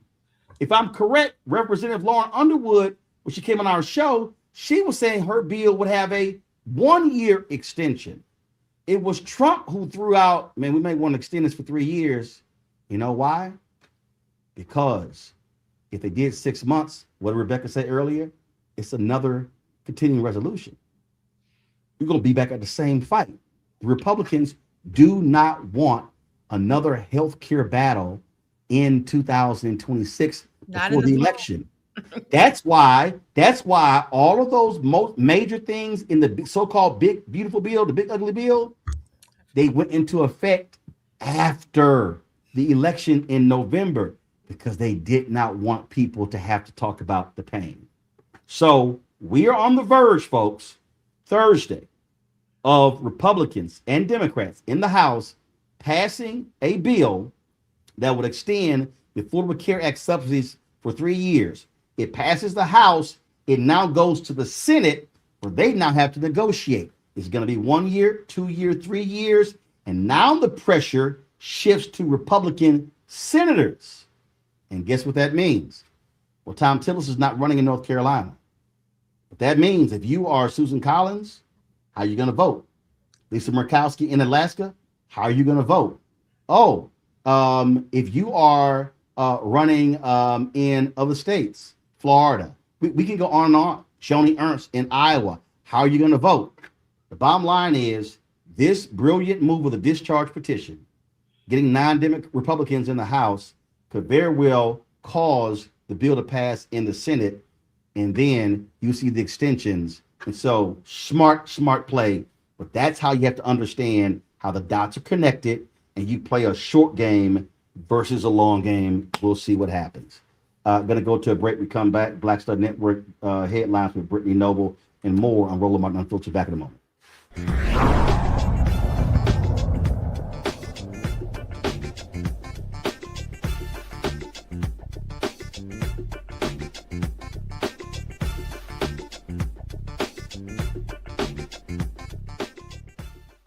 hatred on the streets. A horrific scene, a white nationalist rally that descended into deadly violence. White people are losing their damn minds. As an angry pro-Trump mob storms the U.S. Capitol, We're about to see the rise of what I call white minority resistance. We have seen white folks in this country who simply cannot tolerate black folks voting. I think what we're seeing is the inevitable result of violent denial. This is part of American history. Every time that people of color have made progress, whether real or symbolic, there has been what Carol Anderson at Emory University calls white rage as a backlash. This is the rise of the Proud Boys and the Boogaloo Boys. America, there's going to be more of this. Here's all the Proud Boys, guys. This country is getting increasingly racist in its behaviors and its attitudes because of the fear of white people. The fear that they're taking our jobs, they're taking our resources, they're taking our women. This is white fear.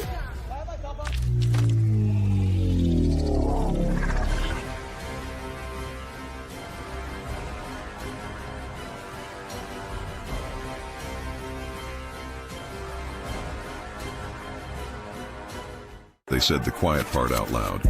Black votes are a threat, so they erased them. After the Supreme Court gutted the Voting Rights Act in 2013, Republican legislatures moved fast.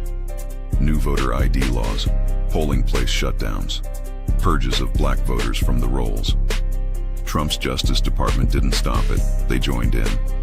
In 2018, his DOJ backed Ohio's voter purge system, a scheme that disproportionately erased black voters.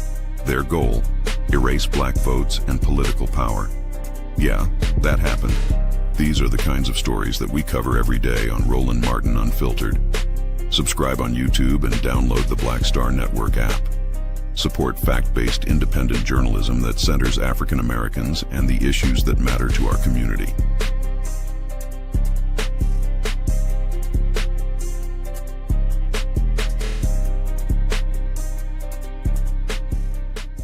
Melanie Campbell, National Coalition on Black Civic Participation and Black Women's Roundtable. And we are watching Roland Martin Unfiltered all day, every day, 24/7. Spread the word.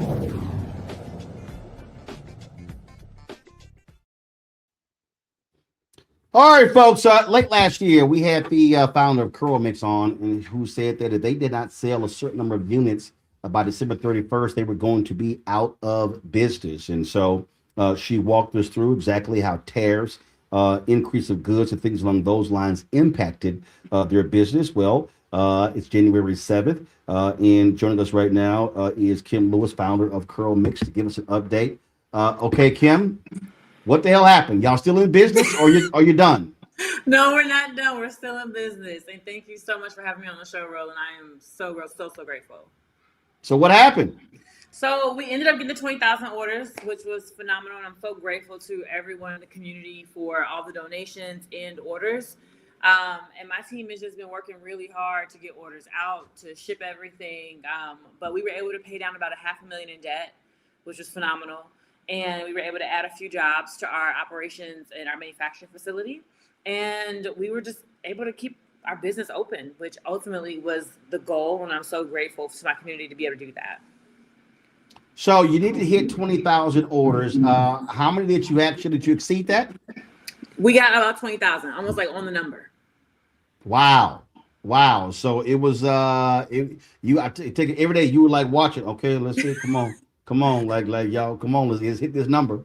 I have a ticker in my house that counts every day, so I can see when the order's going up. And I'm like, look, today is slow. Yeah, we gotta get on live. We gotta send an email. We gotta send a text message. Or some days it's like every second I'm like, ooh, like what's popping? You know, what press went out? What ad is doing well? So yes, we were counting down to the last day for sure. Okay, so what's next? Here we go. You got the 20,000. We're in 2026. What's next? Right now, I'm focusing on building CurlMix. And so you'll see more come out about that. I realize that our special sauce is building in public. You know, it's always a kind of a fight internally to do it. You know, for those of my team members who are more conservative, they never really want to talk about like the numbers publicly. And my investors are like, we don't want to share things. But then my crowd wants to know updates, you know, what's happening, what's going on in the business. And every time we've done something public with a business, it's been successful. From Shark Tank to crowdfunding the first time, crowdfunding the second time, and then protect CurlMix. And I'm like, that's our secret sauce. Why don't we just go all in and build in public? And so I'm going to be bringing our customers along as we build in public throughout the year. Where we that's challenges. Sorry, go ahead. Yeah, listen, I have said to numerous people that very issue. I talk about what we do here, and I was having a conversation with several individuals, and I said you have to be transparent. I said you have to be letting people know. This is where we are. This is what we're doing. And I'm going to have probably tomorrow. I'm going to be. There was somebody who was supposed to build our new Sprinter, and it was a Black-owned company. This person did not. We sued them. We just got the default judgment. I'm going to give the details tomorrow. And so when there's a piece of equipment, when we're trying to do something, I'm like, y'all, this is what this stuff costs. Because we're in a moment now, and I was having this conversation with a sister who's had a business for more than 20 years. And I keep saying, we got to understand, when we say it's just us, ain't no cavalry coming for us. We see how they are attacking contracts. We see how they're attacking DEI. We see how they are going after everything. They want to defund Black America. And so this is where we have to look inward and really build. And that means being very transparent, open with the public. Let them know that, hey, if y'all want this stuff to continue, this is what you're going to have to do. No one is coming to save us. No one. And you're so right. And what we've learned, though, is that we can save ourselves. It is possible. And I think building in public is going to allow people to just be bought in and really feel like we're being honest, because I think that sometimes people think we're hiding things, and that's never the intention. It's always with the intention to protect the business. But I think you can protect the business and still be transparent at the same time. Maybe, in fact, protecting the business is being transparent, So that is my focus for 2026, building CurlMix. All right, then. Well, congratulations. Glad you hit it on the number. You're still in business. For folks who want to check your product out, what site did they go to? CurlMix.com. We sold out of a lot of things. The only thing available to buy is our 10 for 10. So which is basically 10 products for $10 each. We are still getting out the orders from December. So, we had 20,000 orders. A lot of those 20,000, like 10,000 came in right at the end. And so we are focused on getting those orders out and should be caught up by the end of this month. And then the 10 for 10 is the best thing to buy because everything else is out of stock right now. All right, then. Well, look, congratulations. I'm sure that is a huge sigh of relief for you. Y'all were just, pushing and pushing and pushing. But that's what, the reality is when entrepreneurship, that's what it's all about. And so congratulations, and we look forward to great things in 2026. Thank you for having me, Roland. I appreciate you. All right, folks, going to a quick break, coming right back. Headlines with Brittany Noble. Back in a moment.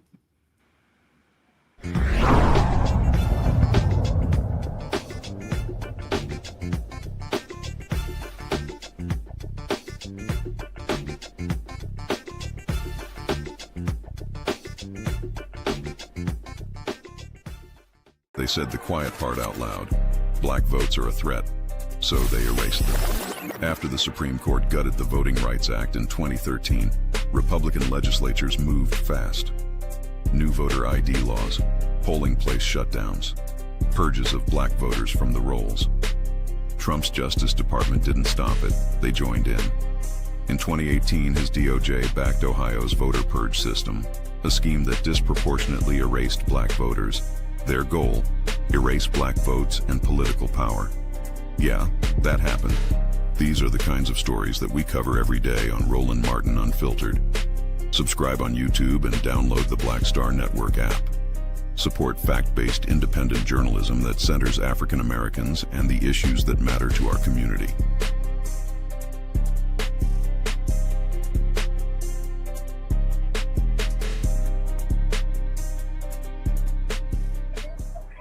In this country right now, you have people get up in the morning and the only thing they can think about is how many people they can hurt, and they got the power. That's the time for mourning. For better or worse, what makes America special, it's that legal system that's supposed to protect minorities from the tyranny of the majority. We are at a point of a moral emergency. We must raise a voice of outrage. We must raise a voice of compassion. And we must raise a voice of unity. We are not in a crisis of party versus party. We are in a crisis of civilization, a human rights crisis, and a crisis of democracy itself. And guess what? You've been chosen to make sure that those that would destroy, those that would hate, don't have the final say, and they don't ultimately win.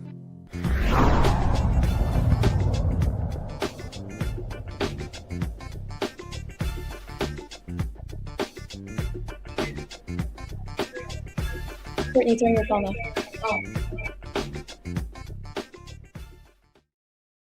All right, folks, time for Black Star Network headlines with Brittany Noble.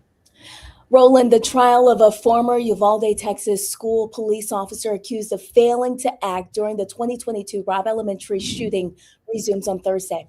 Adrian Gonzalez has pleaded not guilty to 29 counts of child abandonment and endangerment stemming from the massacre that left 21 people dead.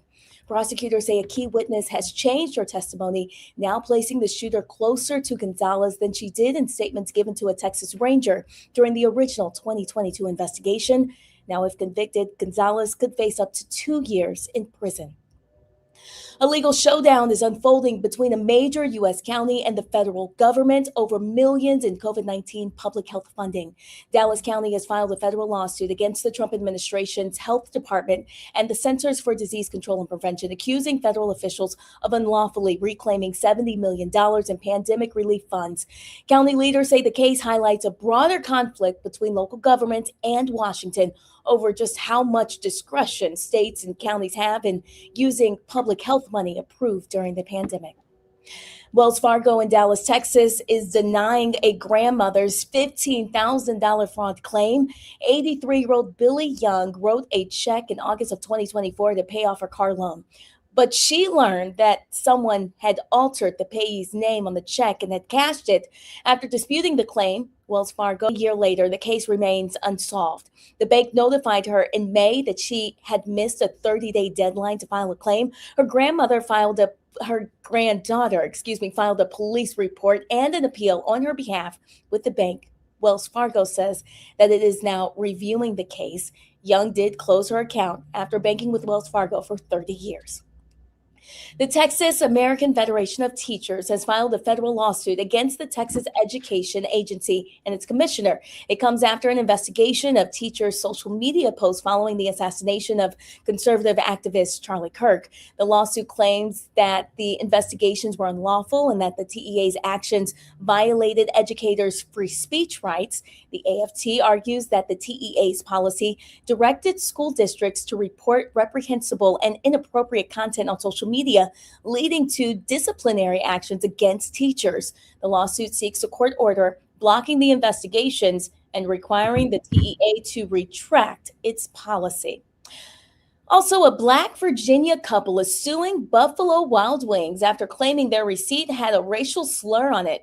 Get this, Mark and Natasha Lamone say that they were dining in at the Woodbridge restaurant. Then they asked for a check, and that's when they noticed the word NIGS on their items. The word had been printed on both the bag and the order receipt. The couple is accusing the restaurant of inflicting intentional emotional distress, and now they're seeking $5 million. Roland, back to you. All right, Brittany, we appreciate it. Thanks a lot. Well, guess what, folks? The other day, Republicans in Kansas said, sorry, y'all. Redistricting ain't going to be happening. We can't gerrymander seats here. Well, guess what? In Kentucky, this news as well. There's one Democratic representative in Kentucky. A Republican leader there told the White House, nope, ain't going to happen either. So that's another issue that they have. Joe, these Republicans, they already ticked off because Indiana Republicans voted it down. Now Kansas and Kentucky. So their whole plan to gerrymander the map is blown up in their face, and they really screwed up because the actions that Democrats took in California and other places as well. And so it did not get them the results that they wanted. I don't know. Can you? Okay, good. I'm on.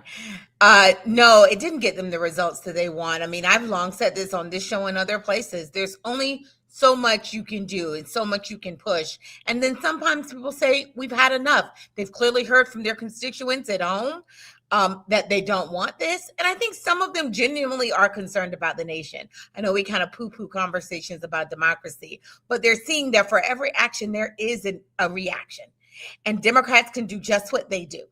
So if that's not the country that they want, it has to stop somewhere. And they're saying, you know what, in Kansas, Kentucky, it's stopping here. The buck stops here. And some of them are doing it great peril to themselves. There are some Republicans who will be primaried and who will not be reelected because of the decision they've made, and yet they're doing it anyway. And it goes to show there are some limits to Donald Trump's power, although sometimes it feels insurmountable. You got to keep fighting.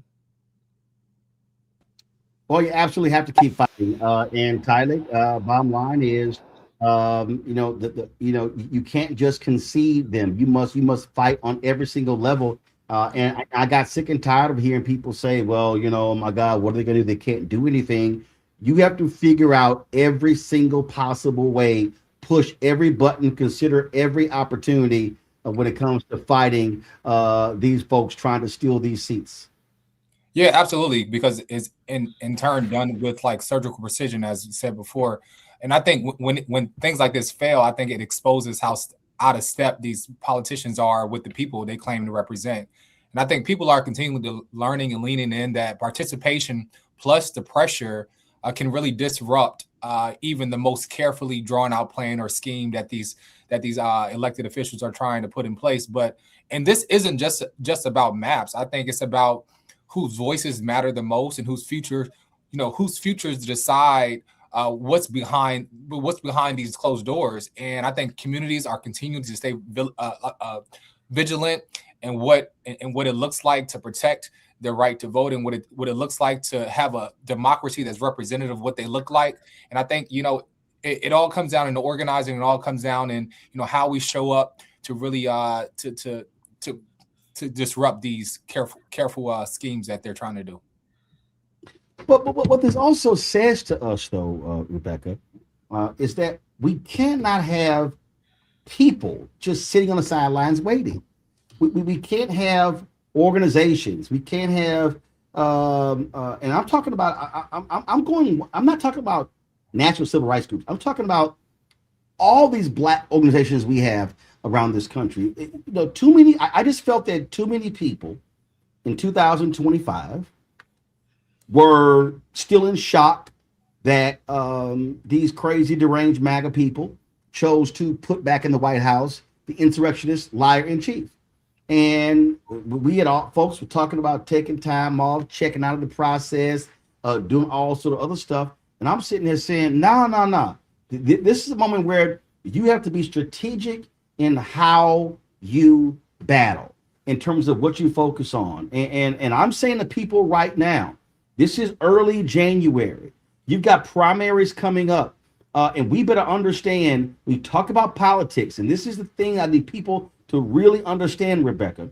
When we talk about politics, we talk about voting. We're not just simply saying, okay, fine, here's vote, that's what it is. No, politics is about the delivery of goods and services, the delivery of resources on a national, state, county, city level.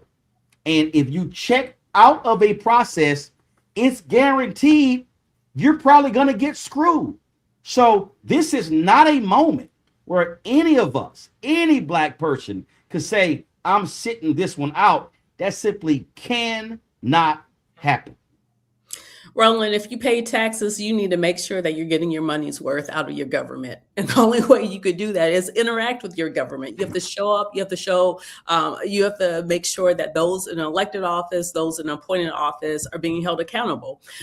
You were talking about redistricting. What I saw today is that Governor DeSantis in Florida said he's going to call a special session in Florida in April to get them to gerrymander and try to net some an additional Republican seats states in Florida. And so to your point of how different organizations and community groups can get together, well, here's an example. I was listening to Higher Learning the other day, and Van Lathan was saying the Black church brings about $10 to $15 billion a year. Right. And so we have all these Black churches in certain areas. We have a Black church, in the hood. Sometimes you have a storefront church on every corner, and then there's a liquor store on the other corner. Right. But my point in saying this is that we have places for people to convene and to organize. We have different places for people to connect. We need to activate all of our points of connectivity in 2026 to make sure we're engaging the community. It's not just the Divine Nine. Quite frankly, Democrats try to use that as a cheat code. And being someone within the Divine Nine, there's more that we could do to actually impact our communities and to mobilize. But we have institutions like the Black church. We have a variety of Black institutions. And we're seeing that this governmental regime is trying to defund us, is trying to go after our C3 status or whatever nonprofit status that we have, because they're trying to remove all the scaffolding and supports that we built in the Black community to be able to actually self-actualize and take care of ourselves. We have to double down on Black institutions in 2026, because ultimately this government, and maybe even the next government, is not here for us or is going to take care of our communities. We have to be the ones to show up and take care of our communities, and that requires us investing in Black institutions. It's very interesting as you were talking about our tax dollars, and so people have to be thinking about that in a little different way.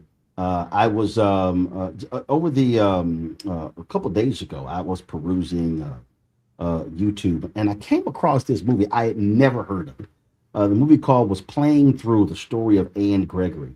And she was the first Black woman to play in the U.S. Public Amateur in 1956. She won some 300 golf tournaments from the country. I'd never heard of her. And I saw this movie. Her husband, who served in the Navy, taught her how to play golf. And so if y'all go to YouTube and just type in Playing Through, the story of Anne Gregory, it's phenomenal. I, again, had never heard about her, never knew her story, but she was an amazing golfer. But there was something that you said that she also said. So she integrated a public golf course that was in Gary, Indiana. It was where a lot of Black folks played. So African Americans were banned from playing was South Gleason Park Golf Course. And so in the early 60s, Gleason Gregory walks up. She says, quote, "My tax dollars are taking care of the big course, and there's no way you can bar me from it." And she said, "I'll see you on the first tee." And she went to the first tee, and she was like, "I dare y'all to call the cops." And then other Black people came as well. That's how that course got integrated. The point that you just made there is so critically important. These are our tax dollars.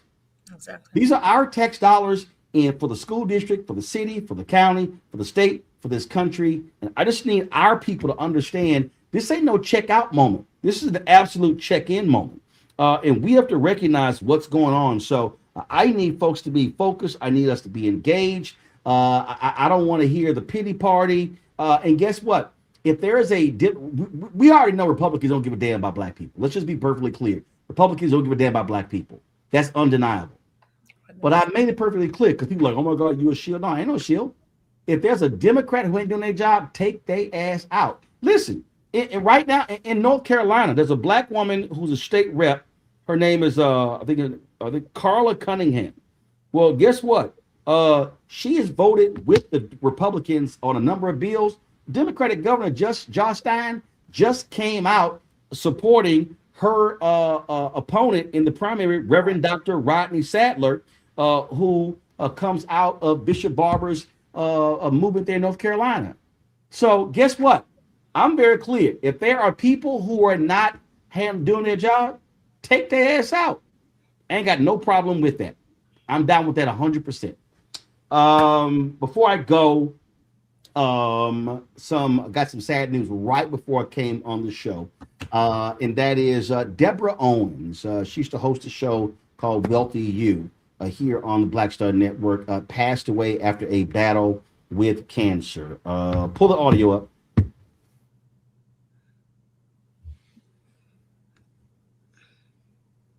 in the Black community is about making sure that we have assets that can last beyond our lifetime. That's right here on Get Wealthy, only on Black Star Network.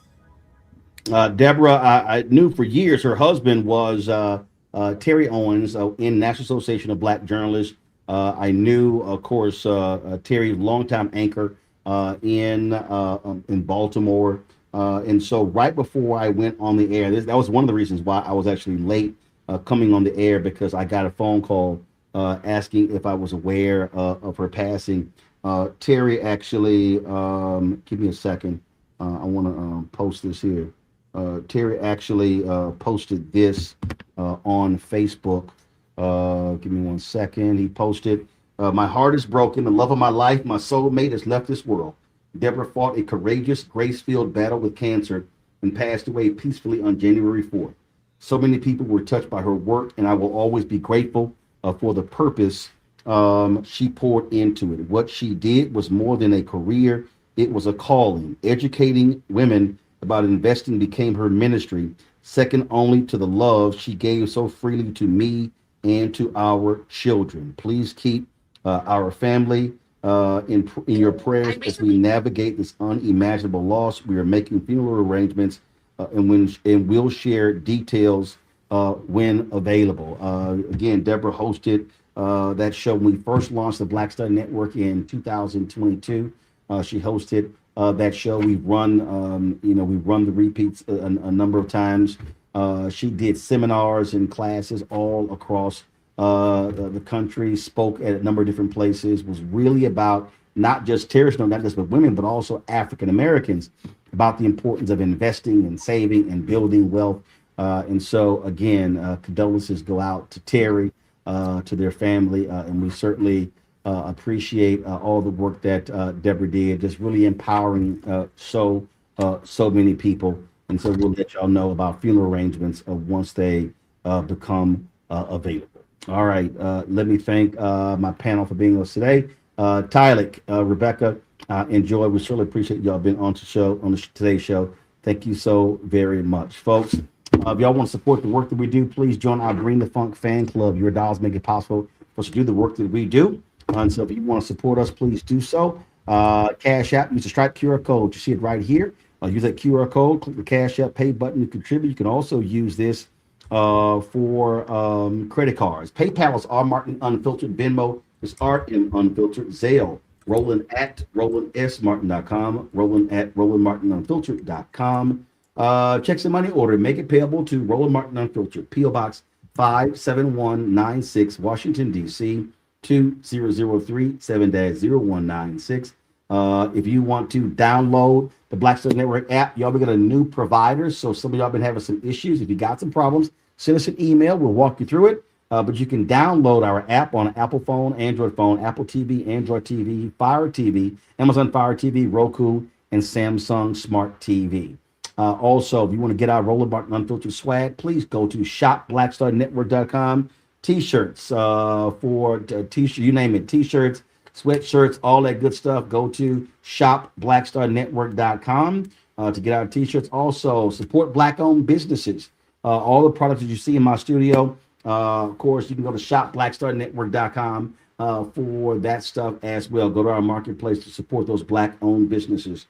And folks, we're down to the last, I think it's $120,000 left before the raise of fan base closes. The goal is to raise 17 million, 16.8 million has been raised. And so download the app first. Let's download the app. And if you want to invest in fan base, go to startengine.com/fan base, startengine.com/fan base. If you look at the map, using the app, you see a lot of different changes have happened, a lot of different upgrades and stuff along those lines. And so please download that as well. All right, folks.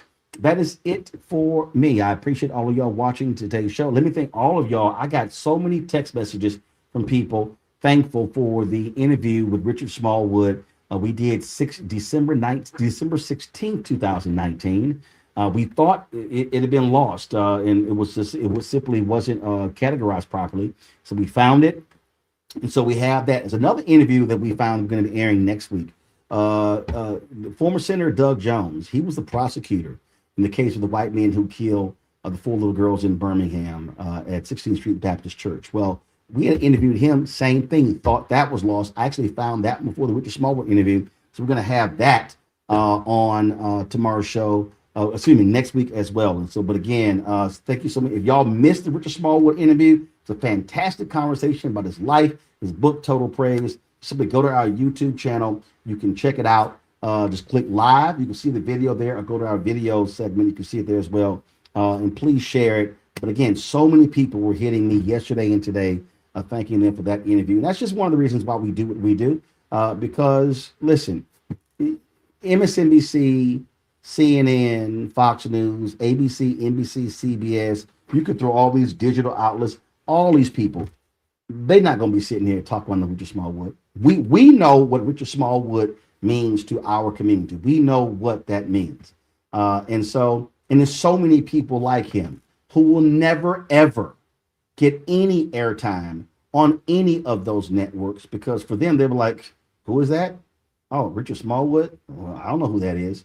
Well, we know what it means to our community. And so having an outlet that allows for us to be able to sit down and talk to these individuals and tell their stories is critically important. We're going to be doing a lot more of those interviews in 2026, not just with entertainers, but book authors and business folks and health folks and you name it. And so that's why your support is so important for the work that we do. We've hired, new staffers. We've got a lot of work done. If y'all go to blackstarnetwork.com, you'll see how we have been taking a lot of these stories these interviews that we do on the show, turning them into written pieces on the website, moving a lot faster, getting those videos up. So when you share them is important. This, of course, is this you'll see right here. This is now how blackstarnetwork.com looks. And so you see the interview we did there. We represent Norma Torres, an interview with LA Mayor Karen Bass, interview with Congressman Jimmy Gomez. We need to get the Hank Johnson interview up as well. You see us talking there with Mark Morial about their museum. I see good. The Hank Johnson interview is right there as well. And so, folks, this is what we've been working on. So we completely redid blackstarnetwork.com, turned to a news portal. You see our shows right there. We've got some shows we're going to be adding as well. So lots happening here at Roland Martin Unfiltered and the blackstarnetwork.com, and your support is so valuable. I've been out of studio. Because we have been really focused on doing lots of change there, a lot of upgrading on video and audio. I'll show you some of that tomorrow. And so we're trying to make this as best as we can. So we certainly appreciate it. Folks, that's it. I'll see y'all tomorrow right here, Roland Martin Unfiltered on the Black Star Network. Holla!